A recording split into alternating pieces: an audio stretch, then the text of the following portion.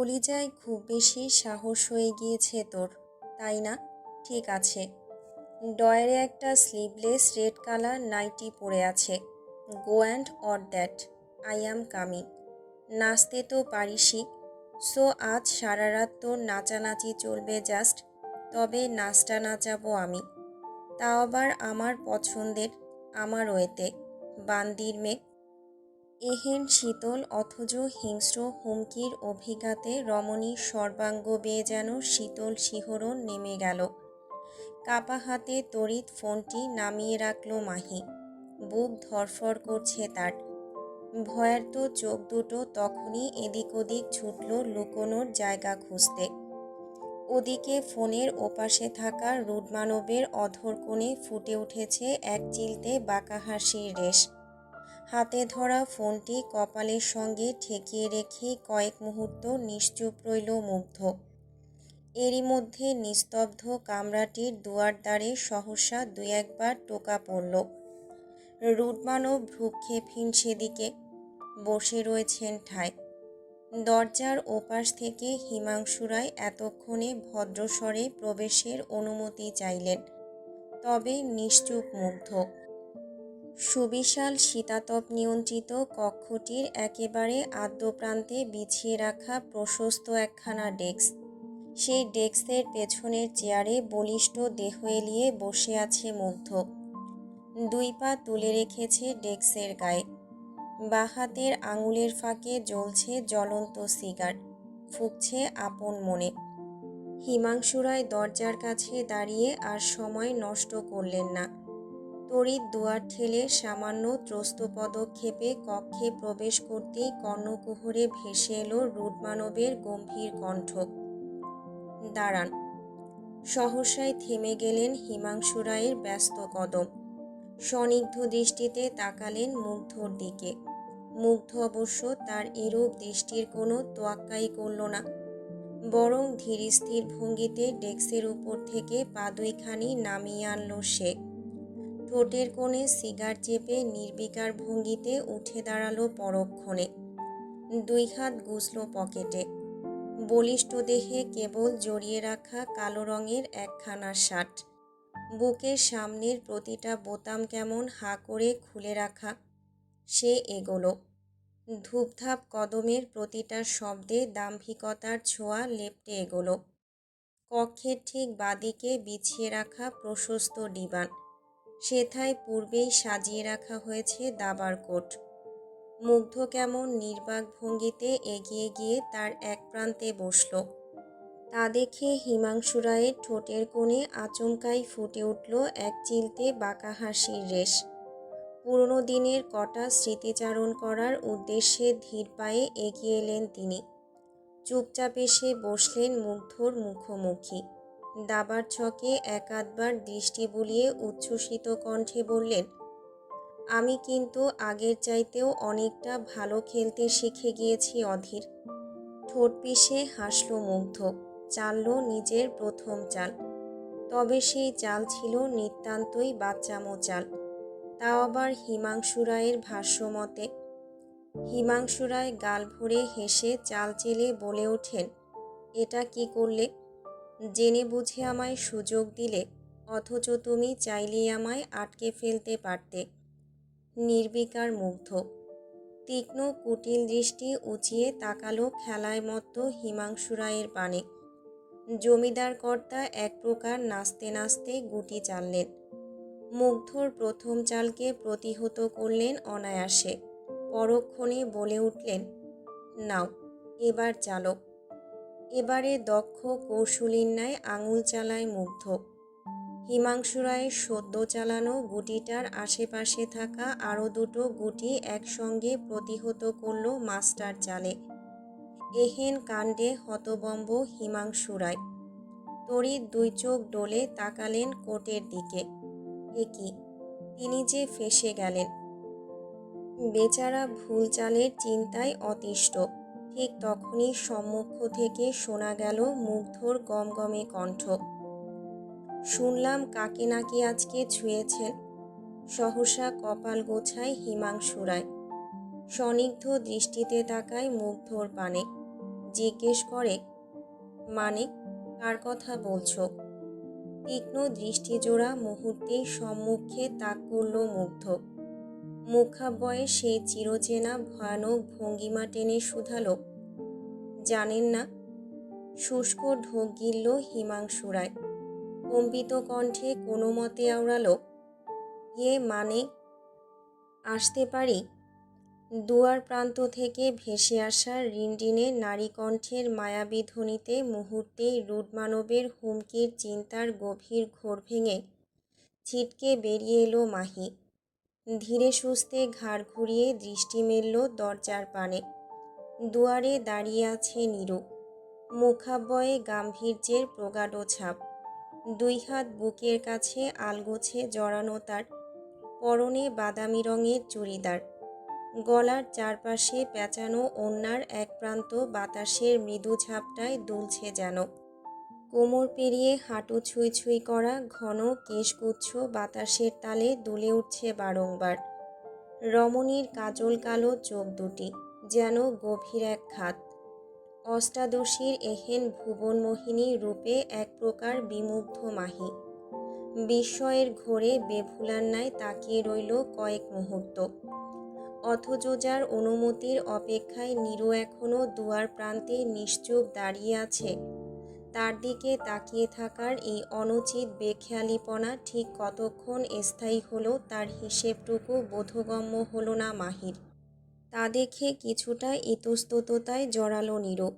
সপ্তদশীর ধ্যান ভাঙাতে দিয়ে উঠল মৃদু গলা খাকারি।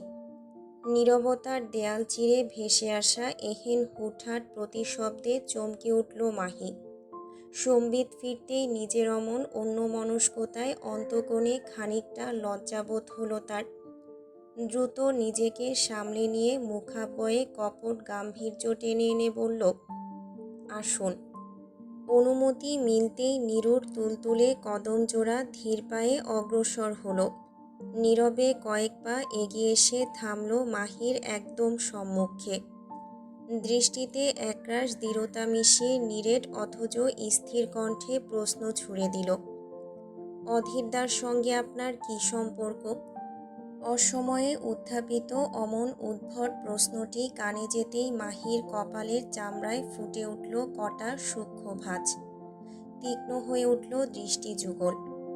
বুকের কাছে দুই হাত জড়িয়ে গমগমে কণ্ঠে প্রত্যুত্তর করল, তা জেনে আপনি কি করবেন? তৎক্ষণাৎ নীরুর মুখাবয়ে গাম্ভীর্য যেন আরও গাঢ় হলো। কণ্ঠে ফুটে উঠল ভারী দৃঢ়তা, আপনার সঙ্গে কোনো রকম বাগবিতণ্ডায় জড়াতে আসিনি আমি। এসেছি কেবল দুটো প্রশ্নের উত্তর জানতে। সপ্তদশীর কপালের ভাঁজ আরও গভীর হলো এই পর্যায়ে। স্বনিগ্ধতায় কুঁচকে গেল দুই চোখ। কিছুক্ষণ নীরুর মুখের দিকে স্থির দৃষ্টিতে তাকিয়ে থেকে গম্ভীর স্বরে বলল, প্রথম প্রশ্নটা যেহেতু করেই ফেলেছেন, তাহলে অপরটাও করে ফেলুন। জবাব দেওয়ার মতো হলে দুটো প্রশ্নের উত্তর একসঙ্গেই না হয় দিয়ে দেব। কথাটি শুনে এক মুহূর্ত স্থির হয়ে রইল নীরু। কয়েক মুহূর্ত নিষ্পলক দৃষ্টিতে পরখ করল মাহিকে। তারপর কোনো কথা না বলে ধীর পায়ে এগিয়ে গেল সম্মুখে। মাহিকে পাশ কাটিয়ে এক হাত দূরত্বে গিয়ে থামল অষ্টাদশী। বিপরীত দিকে মুখ ফিরিয়ে কণ্ঠে অটুট দৃঢ়তা মিশিয়ে উচ্চারণ করল, অধীরদা। লোকমুখে মাফিয়া শ্যাডো মনস্টার নামে পরিচিত। একই সঙ্গে তিনি রাশিয়ার রুশদি কিং। সেদিক থেকে তার ব্যক্তিত্বে নির্দয়তা থাকাটা বড্ড স্বাভাবিক। কিন্তু এই স্বাভাবিক বিষয়টা নিয়ে আপনার এত মাথা ব্যথা কেন? থামল নীরু। চোখ দুটোতে বিশাল বিরক্তির ছাপ ফুটিয়ে ঘাড় বাঁকায় সামান্য। ক্রমশ ভারী হয়ে ওঠা কণ্ঠে ফের শুধালো, কেন আজ দুপুরে আপনি বারবার তার নির্দয়তা নিয়ে প্রশ্ন তুলছিলেন? কেন আমার বাবাকে উত্তেজিত করে তুলেছিলেন? আপনার একের পর এক উদ্ভট প্রশ্নের উত্তর দেওয়ার জন্য। কেন কেন কেন? কি সম্পর্ক আপনার অধীরদার সঙ্গে? কেন তাকে নিয়ে জানতে আপনার এত কৌতূহল? নিস্তব্ধ ঘরের পরিবেশে আচানক পরিবর্তন নামল। এক গুমোট আবহে আটকা পড়ল বিপরীতমুখী দুই রমণী। অদ্ভুত হলেও সত্য, দুজনার কণ্ঠে এই মুহূর্তে প্রতিধ্বনিত মানুষটা একজনই, যাকে ঘিরে একের পর এক প্রশ্ন ক্রমশ হানা দিচ্ছে দুজনার মস্তিষ্কে। এদিকে রাগে দুঃখে কাঁপছে নীরুর সর্বাঙ্গ, চোখ দুটো হয়েছে ছলছল। বিপরীতমুখী রমণী এতক্ষণে মুখ খুলল, ভারী তিরিক্ষি কণ্ঠে আওড়ালো, যার সঙ্গে একই ছাদের নিচে থাকছি তাকে নিয়ে কৌতূহল থাকবে না তো কাকে নিয়ে থাকবে? তাছাড়া আপনি হয়তো ভুলে যাচ্ছেন, অধীর রায় মাফিয়ার শ্যাডো মনস্টার হবার পূর্বে সে একজন মানুষ। তিনি মায়ের পেট থেকে পড়ার সঙ্গে সঙ্গে নির্দয় হয়ে ওঠেনি, তাকে নির্দয় বানানো হয়েছে। আপনার বাবা বানিয়েছে তাকে এমন একজন মানুষরূপী মনস্টার। সহসা শরীর ঘুরিয়ে দাঁড়ায় নীরু, হতবাক কণ্ঠে বলে ওঠে, আপনি জানেন আপনি কি বলছেন? কতটুকু জেনে বুঝে তারপর কথাটা বলছেন আপনি? অধীরদাকে মানুষরূপী মনস্টার বানানোর পেছনে আমার বাবা নয়, বরং দায়ী ছিল অন্য কেউ। আমার বাবা কেবল দীক্ষিত করেছে অধীরদাকে। কিন্তু কথার প্রতিমধ্যে শ্লেষাত্মক ভঙ্গিতে হেসে ওঠে সপ্তদশী। ত্রস্ত ঘুরে তাকায় নীরুর পানে, ঠোঁটের কোণে তাচ্ছিল্যের ছাপ ফুটিয়ে ওড়ায়, বাবার মেয়ে বলে কথা, বাবার হয়ে সাফাই গাইবেন এটাই স্বাভাবিক। মুহূর্তেই মুখাব্যয়ে ঝাঁস লেপটে গেল নীরুর, চোয়াল তুলল কটমট শব্দ। রাগান্বিত মানবিক কি করতে কি করবে তাই যেন ভাবছে দাঁড়িয়ে। মুহূর্ত ব্যয়ে কী ভাবল কে জানে। পরক্ষণে কোনোরূপ বলা কওয়া ছাড়াই আলগোছে চেপে ধরল মাহির নরম কবজি সন্ধি। এহেন অতর্কিত কাণ্ডে ভরকায় মাহি, হতচকিত কণ্ঠে কিছু বলতেই যাবে, তার পূর্বেই টান পড়ল হাতে। ব্যস্ত নীরু মাহির কবজি সন্ধি আঁকড়ে ধরে এগোচ্ছে দরজার দিকে। মাহি মোচড়াচ্ছে হাত, ছাড়াতে চাইছে নিজের নরম তুলতুলে কবজি সন্ধি, অথচ গম্ভীর নীরু কোনোরূপ উদ্বেগ দেখালো না সেদিকে। সে হাঁটছে, এক প্রকার জোরপূর্বক টেনে হিঁচড়ে নিয়ে যাচ্ছে মাহিকে। আধো আলোয় বিভোর বৃহৎ কাচারি ঘর, যার চারদিক হতে ভেসে আসছে মাটির স্যাঁতসেঁতে গন্ধ। লালচে সুরকীয় ক্ষয়প্রাপ্ত মেঝেতে বিছিয়ে রাখা মস্ত বড় শীতল পাটি, সেথায় আয়েশ করে দুই পা একত্রে ছড়িয়ে রেখে বসে আছেন এক পৌরা। গায়ে তার মাংস নেই এক ছটাকও, যেদিকটায় চোখ যাবে সেদিকটায় দেখা মিলবে কেবল হাড়গোড়। দুর্বল চোখ দুটোই ছানি পড়েছে পৌরার, ফলে দিন অথবা রাতে খুব একটা পার্থক্য করতে পারেন না তিনি। নীরুর ব্যস্ত দুটো কদম কাচারি ঘরের সম্মুখে অগ্রসর, তার পিছু পিছু ছুটছে বার কয়েক হোঁচট খেতে গিয়েও কোনো রকমে বেঁচে যাওয়া মাহির নরম তুলতুলে পা দুটো। বেচারি শঙ্কিত বিচলিত কণ্ঠে বারংবার আওড়াচ্ছে, কোথায় নিয়ে এলেন আমায়? হাত ছাড়ুন বলছি। শুনল না নীরু, বরং হেঁটেই চলল সম্মুখে। খানিক বাদে এক হাতে কাচারি ঘরের কাঠের দুয়ার ঠেলে ভেতরে প্রবেশ করল সে। পিছু পিছু টানল মাহিকেও। বোকা সপ্তদশী ভেতরে কদম রেখেই বিরক্তিতে নাক মুখ কুঁচকে নিল তৎক্ষণাৎ। আনমনে আধো আলোয় এদিক ওদিক দৃষ্টি বুলাতে গিয়ে চোখ দুটো আচমকাই আটকে গেল তার। অদূরের অদ্ভুত দেখতে পৌরাকে অবলোকন করা মাত্রই ভয়ে কেঁপে ওঠে বেচারি। ভয় বিজড়িত কণ্ঠে চিৎকার করতেই যাবে, অমনি সম্মুখ থেকে ধেয়ে এলো নীরুর মোলায়েম হাত, মুহূর্তেই চেপে ধরল মাহির মুখ। এহেন কাণ্ডে জারপণ্ডাই হতবাক মাহি।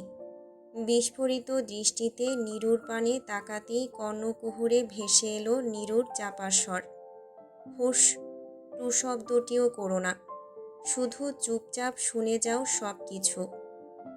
বোধগম্যহীনের ন্যায় চেয়ে রইল মাহি। মুহূর্তখানেক পার হতেই অদূরে বসে থাকা বৃদ্ধা কেমন কম্পিত কণ্ঠে শুধালো, কে কে? সহসা জড়সড় ভাব ধরে নীরু। আলগোছে ছেড়ে দিল মাহির মুখ। ধীর পায়ে এগিয়ে গেল পৌরার সন্নিকটে।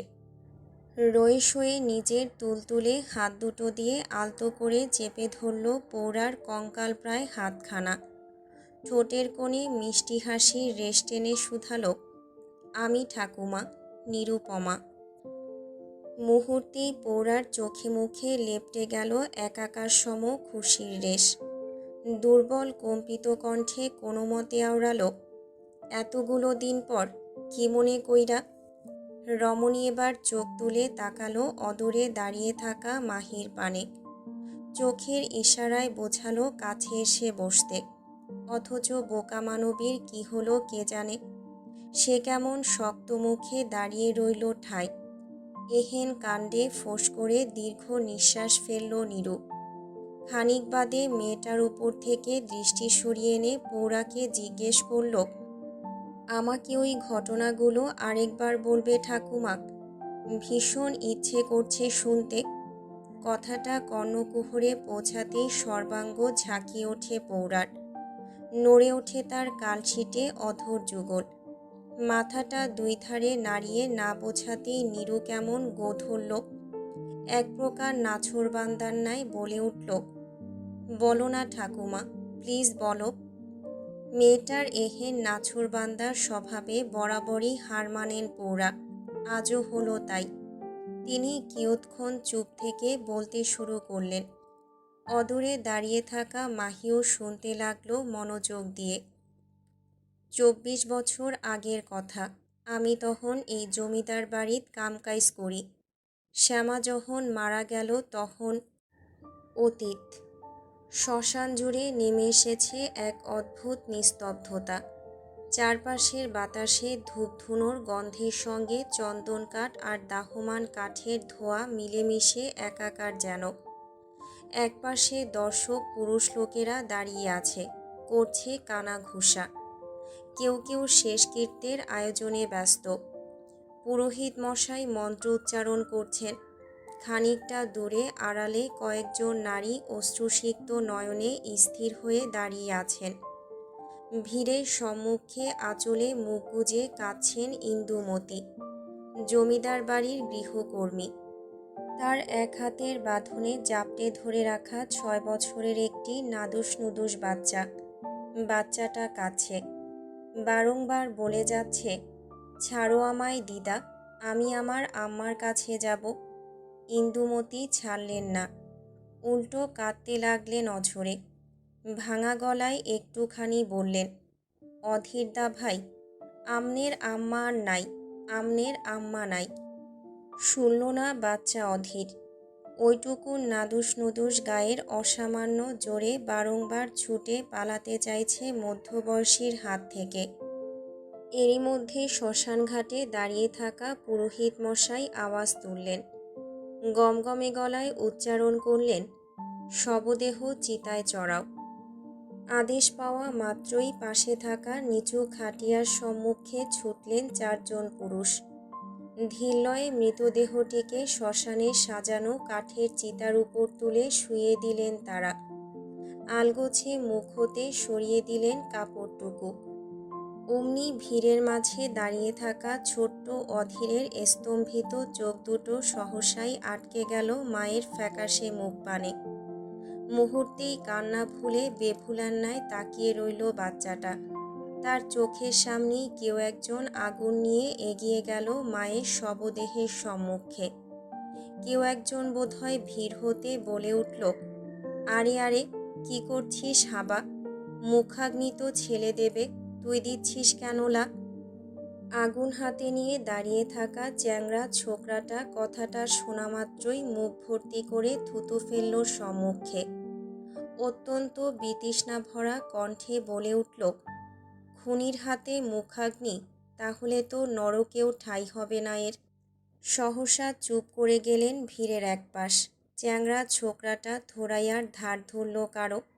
সে কেমন বিরক্ত মুখে 2 হাত দূরত্বে দাঁড়িয়ে থেকেই শবদেহের গায়ে এক প্রকার ছুঁড়ে ফেলল আগুনটুকু।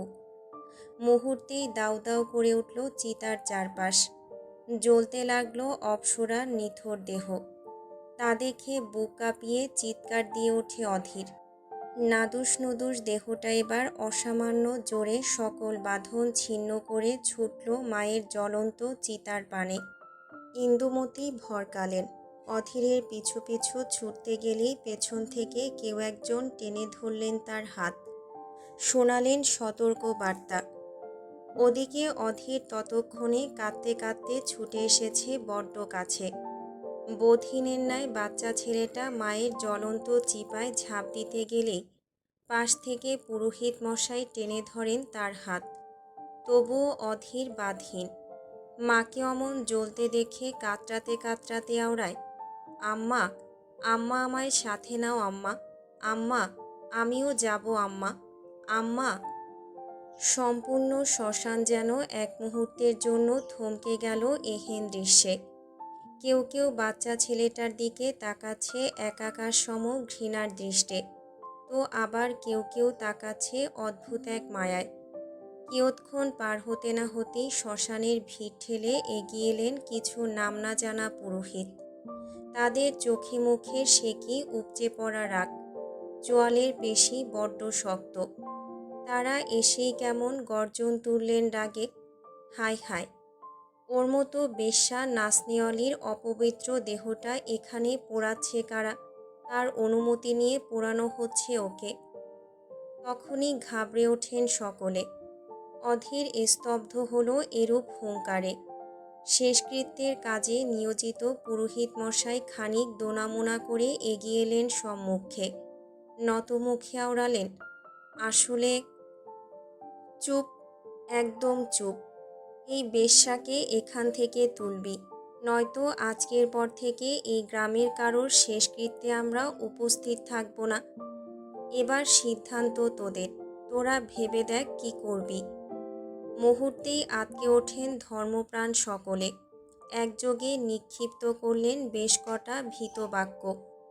ইস, এ কেমন অলক্ষণে কাণ্ড লোক! এই কালমুখীর জন্য আমাদের ভোগ করতে হবে এখন। এই এই কে কোথায় আছিস? কলসি ভরে পানি ল। এই কালমুখী কলঙ্কিনীরে উঠা, ছি ছি, অপবিত্র করে দিল শ্মশানটা। শ্মশান ভিড়ের মাঝে দাঁড়িয়ে থাকা ছোট বাচ্চাটা কেমন অবদের ন্যায় শুনে যাচ্ছে সকলের কটু বাক্য। ইতিমধ্যেই কয়েকজন ছুটেছে শ্মশানঘাট সংলগ্ন পুকুর ধারে। কলসি ভর্তি করে পানি তুলছে তারা। ছোট্ট অধীর কি বুঝল কে জানে। তখনই ঝড়ের বেগে ছুটে গিয়ে আছড়ে পড়ল পুরোহিতদের পায়ের কাছে। নরম তুলতুলে হাত দুটো দিয়ে তাদের পা দুটো আঁকড়ে ধরতে চাইলেই সম্মুখ থেকে অতর্কিত লাথির আক্রমণ বসল বেচারার বুক বরাবর। মুহূর্তেই এক হাত দূরত্বে ছিটকে পড়ল অধীর। বুকের ব্যথায় মুখ কুঁচকে এলেও বাচ্চা ছেলেটা পরপরই কাশতে কাশতে শুধালো, আমার আম্মা, আমার আম্মাকে আর কষ্ট দেবেন না। উনি উনি নির্দোষ। আমার আম্মা খারাপ না, আমি খারাপ না। আমি মারিনি আমার মাকে, বিশ্বাস করুন, আমি না। আমার মাকে ওরা। কথাটা শেষ করবার ফুরসত পেল না অধীর। তার আগেই একখানা শক্তপোক্ত হাত এসে আচমকাই খামচে ধরল বাচ্চাটার ঘাড়ের নরম মাংসল ত্বক। তৎক্ষণাৎ গগনবিদারী চিৎকারে ফেটে পড়ল ছোট্ট ছেলেটা। তার ঘাড়ের ত্বকে নখ দাবাচ্ছে কেউ। ঘাড়ের তুলতুলে হাড়টা বোধহয় এক্ষুনি ভেঙে দিবে তারা। অসহায় অধীর চোখ উল্টে তাকালো পেছনে। অমনি মুখের উপর ঝুঁকে থাকতে দেখল অপরিচিত পুলিশ কর্মকর্তাকে। দাঁত খিচে আওড়ালেন তিনি, কি বললি তুই? তুই তোর মাকে মারিসনি? তাহলে কে মেরেছে তোর বেশ্যা মাকে? কে মেরেছে বল? উত্তর করতে পারল না অধীর। ঘাড়ের ব্যথা ক্রমশই বাড়ছে তার। আমতা আমতা স্বরে যেই না কিছু আওড়াবে অমনি পুলিশ কর্মকর্তার পেছন থেকে ধেয়ে এলো ক্ষণিকের পরিচিত এক কণ্ঠস্বর, মিস্টার চ্যাটার্জি, কি করছেন আপনি? সহসা অধীরের ঘাড় ছেড়ে দিলেন চ্যাটার্জি বাবু। শরীর ঘুরিয়ে দাঁড়ালেন পরক্ষণে। 4 হাত দূরত্বে দাঁড়িয়ে আছেন বাংলাদেশি ভারপ্রাপ্ত পুলিশ কর্মকর্তা তায়েব এহসান। জৌলুস ভরা মুখে, দীপ্তিবহুল চাহনি তার। তিনি গম্ভীর মুখে সেথায় দাঁড়িয়ে থাকতেই ছোট্ট অধীর এক প্রকার হামাগুড়ি দিয়ে ছুটল সেথায়। এক হাত তার তখনও চেপে রেখেছে বুক। কাঁদতে কাঁদতে এগিয়ে এসে তুলতুলে হাত দুটো দিয়ে ইস্পাত দৃঢ় মানবের পায়ে স্পর্শ করতেই কদম পেছালেন তায়েব এহসান। ছোট্ট অধীর এই পর্যায়ে মুখ তুলল। অশ্রুসিক্ত চোখ দুটো একত্রে তাক করল গম্ভীর মুখ তায়েব এহসানের দিকে। কণ্ঠে একরাশ অসহায়ত্ব ঢেলে আওড়াল, কি করলেন আঙ্কেল? কেন করলেন? আপনি তো জানতেন আমার আম্মা নির্দোষ। আপনি বলেছিলেন আমার আম্মার কিচ্ছু হবে না। আপনি ছিলেন সেখানে, আপনি ছিলেন ওই ঘরে। আঙ্কেল, আঙ্কেল, কি করেছেন আপনারা আমার আম্মার সাথে? আমি দেখেছি। আপনারা সবাই আমার আম্মার উপরে ছিলেন, আমি দেখেছি। আপনি আমার আম্মার বুকে তখনই ঝড়ের বেগে তায়েব এহসানের শক্ত হাতের জোরালো থাবা এসে আক্রমণ বসালো অধীরের নরম চোয়ালে। মুহূর্তেই আঁতকে ওঠে অধীর। চোয়ালের ব্যথায় ডুকরে উঠতেই কর্ণাধার হলো তায়েব এহসানের কটমট কণ্ঠ, তুই মেরেছিস তোর মাকে? বিস্ময়ে চোখ দুটো গোল গোল হয়ে গেল অধীরের। ছলছলে কানিশ বেয়ে টুপ করে গড়িয়ে পড়ল এক ফোঁটা নোনা জল। তা বোধহয় নরম করতে সক্ষম হলো না তায়েব এহসান নামক রুট মানবকে। তিনি বরং ঝাঁঝিয়ে বললেন, কিচ্ছু দেখিসনি তুই, মনে থাকবে, কিচ্ছু দেখিসনি। খুনের দায়ে তোকে যখন কোর্টে তোলা হবে তখন বলবি তোর মায়ের চরিত্র ভালো ছিল না, অনেকের সঙ্গে অঘাত মেলামেশা ছিল, তাই তুই এসব সহ্য করতে না পেরে তোর মাকে মেরে দিয়েছিস। তুই বাচ্চা মানুষ, তুই এসব স্বেচ্ছায় স্বীকার করে নিলে তোর শাস্তি খুব বেশি দিনের হবে না। ছোট্ট হৃদয়টা এক প্রকার মুষড়ে গেল অধীরের। দেহের ব্যথা যেন বেমালুম ভুলে গেল বাচ্চাটা। সম্মুখে লোকটার পৈশাচিক রূপখানা গেঁথে গেল তার অন্তরে। সে কেমন অনুভূতিশূন্য নেত্রে তাকিয়ে রইল কিয়ৎক্ষণ। তন্মধ্যে পেছন থেকে শোনা গেল স্থানীয়দের হইচই। তায়েব এহসান সুযোগ বুঝে ছেড়ে দিলেন অধীরের চোয়াল। মেরুদণ্ড সোজা করে বাচ্চাটাকে পাশ কাটিয়ে চলে যাবার উদ্দেশ্যে পা বাড়ালো বোধহয় খানিক। অমনি পেছন থেকে ছোট্ট অধীর গমগমে গলায় ডাকল, তায়েব এহসান। থমকে দাঁড়ালো তায়েব এহসান। বলিষ্ঠ ঘাড়খানি সামান্য বাঁকিয়ে পেছনে ফিরতেই অধীরের ছোড়া একখানা ইট এসে সজোরে আঘাত হানল তার কপালে। মুহূর্তেই চিরে গেল কপালের চামড়া। ক্ষতস্থান বেয়ে ফিনকি দিয়ে বেরিয়ে এলো উষ্ণ রক্ত। আহত কপালটি এক হাতে চেপে ধরল তায়েব এহসান। তার আঙুলের ফাঁক গলিয়ে টুপ টুপ করে ঝরতে লাগলো রক্তের ধারা। ব্যথায় তখনই কুঁচকে নিলেন মুখ। ধীরলয়ে সম্মুখে তাকাতেই দেখলেন ছোট্ট অধীর দাঁড়িয়ে আছে সটানভাবে। দুই হাত মুষ্টিবদ্ধ তার। গোলগাল মুখশ্রীর চোয়াল শক্ত। তড়িৎ ছুড়ল শান্ত অথচ নিরেট কিছু বাক্যবাণ। আজকের দিনটা মনে রাখবেন তায়েব এহসান। আপনার সাথে আবারও দেখা হবে আমার, কথা দিচ্ছি। আবারও দেখা করব আমি। বলেই হুট করে বাঁকা হাসল অধীর। তায়েব এহসান কেবল নীরব হয়ে দেখে গেলেন ছেলেটাকে। এরই মধ্যে শ্মশানের চারপাশ থেকে একযোগে ছিটানো হলো পানির ঝাপটা। অধীর থমকায় এবার। সন্ধানী চোখে অদূরে তাকাতেই বুক কেঁপে ওঠে তার। ওই যে চোখের সামনে তোলা হচ্ছে আতপোড়া মায়ের লাশ। দেহখানার অস্তিত্বের ঠিক নেই আর। কাপড়ের পরিশিষ্টাংশ ঝলসে গিয়েছে বহু আগে। নগ্ন খসে পড়া শরীরের প্রতিটা অংশ উন্মুক্ত।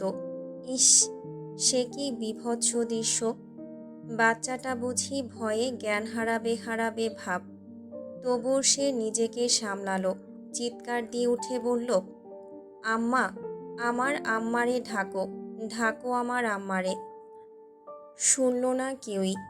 ধার ধরল না বিবস্ত্র শবের। পুরুষ মানুষ এগিয়ে এসে যাচ্ছে তাই ভাবে ধরল নগ্ন অপ্সরাকে। সেই দৃশ্য আর সইতে পারল না অধীর, তখনই ছুটল সেদিকে। তবে পথিমধ্যে ফের একখানা শক্তপোক্ত পায়ে সে আচমকা লাথি বসালো বাচ্চাটার বুক বরাবর। এরূপ অতর্কিত আক্রমণের প্রবাহে সহসা ভিড় ঠেলে পেছনে ছিটকে পড়ল অধীর। দুই হাতে চাপড়ে ধরল বুক। বুকের মাত্রাতিরিক্ত ব্যথায় ছটফটাচ্ছে নিষ্পাপ শিশু। এবার তার মুখ গহ্বর থেকে অঝরে ঝরতে লাগল লহু। সে কাশছে ভীষণ। সম্মুখের নির্দয় মানব তখন গটগটিয়ে এগিয়ে এসে আচমকা পা তুলল নাদুস নুদুস বাচ্চাটার গায়ে। নিজের বুট জুতোর মোটা পাটাতনে বাচ্চাটার পেট বরাবর পিষতে পিষতে কটমুটিয়ে বলে, বেশ্যার ছেলে আর কতটুকু ভালো হবে? মা নিজেরটা বেঁচে খেয়েছে, ছেলেও বড় হয়ে তাই করবে। শত হলেও কলকাতার বিখ্যাত নাচনেওয়ালির ছেলে বলে কথা। তোর মাকে এক নজর দেখার জন্য পুরো কলকাতা মুখিয়ে থাকতো, জানিস না? আজ না হয় তারা মন ভরে তোর মাকে দেখুক, হোক না সে বিবস্ত্র, তাতে কি? সুন্দরী তো। কাতরাচ্ছে অধীর, নিঃশ্বাস আটকে যাবার জোগাড় তার। তন্মধ্যে সম্মুখে নির্দয় কলকাতার ডিসি সাহেব ফের জোরালো লাথি বসালেন ছেলেটার তলপেটে। মুহূর্তেই এক বিকট চিৎকারে জ্ঞান হারাবে হারাবে দশা হলো অধীরের। চোখ দুটো বুজে আসতে চাইল তার, তবে শেষবার তার ছলছলে চোখ দুটো কেবল দেখে গেল এক হাত দূরত্বে দাঁড়িয়ে থাকা পাথরসম মানব তায়েব এহসানকে। বর্তমান মলিন আঁচলের তলায় সিক্ত চোখ দুটো মুছে যাচ্ছেন পৌরা ইন্দুমতি। যতবার অতীতের ঘটনাগুলো মনে করেন ঠিক ততবার নিজেকে সামলাতে বেগ পোহাতে হয় তার। সম্মুখে বসে থাকা নীরু কাঁদছে। কাঁদতে কাঁদতে হেঁচকি তুলছে বেশ। এরই মধ্যে দুয়ার প্রান্ত হতে ভেসে এলো কারো ধপ করে জমিনে বসে পড়ার শব্দ। মুহূর্তেই আটকে ওঠেন পৌরা, হকচকায় নীরু। তড়িৎ স্নিগ্ধ দৃষ্টিতে ঘাড় বাঁকিয়ে তাকাতেই দেখল মাহি কেমন বিধ্বস্তের ন্যায় বসে পড়েছে জমিনে। কাঁপছে তার ক্ষুদ্র বদন। ভরকায় নীরু। সহসা ছুটে এসে দুই হাতে আগলে নেয় কম্পিত রমণীকে। ধীর কণ্ঠে শুধায়, কি হয়েছে আপনার? মাহি কাঁপছে কেবল, ঠোঁটের ডগা বাকশূন্য তার। নীরু বধিনের ন্যায় চেয়ে আছে কেবল। দুই হাতে ধরে রাখা সপ্তদশীর ক্ষুদ্র বদন সামান্য ঝাঁকিয়ে ফের বলে, আপনি ঠিক আছেন? কাঁপছেন কেন এভাবে? শুনবেন না বাকি কথা? তড়িৎ দুই ধারে মাথা নাড়ায় মাহি। ভয়ার্ত কণ্ঠে অস্ফুটে আওড়ায়, না, আমার দম বন্ধ হয়ে আসছে, আমি আর শুনতে পারবো না। এবারে চোখ দুটো কুঁচকে নেয় নীরু। আত্মসম্মানে নিগুড় থেকে শক্ত মুখে বলে ওঠে, কেন শুনবেন না? আপনি তখন বলেছিলেন না আমার বাবা এসবের জন্য দায়ী? অথচ আমার বাবা না থাকলে অধীর দা আজ বেঁচেই থাকতো না। অধীর রায়ের রাক্ষস সবার পেছনে একমাত্র দায়ী ওই জানোয়ার লোকগুলো, যার মধ্যে সবার প্রথমে নাম আসে তায়েব এহসান নামক জানোয়ারটার। না না, ওনাকে গালি দেবেন না, বকবেন না ওনাকে। আমার রমণীর এরূপ দিশাহীন বাক্যে কপাল গোছালো নীরু। সন্দিষ্ট কণ্ঠে বলে, একটা রেপিস্টকে বকবো না, সে তো একটা জানোয়ার। দয়া করে চুপ করুন, আমার সহ্য হচ্ছে না এসব। কেন সহ্য হচ্ছে না? তার মতো একটা কারণ তায়েব এহসান আমার বাবা।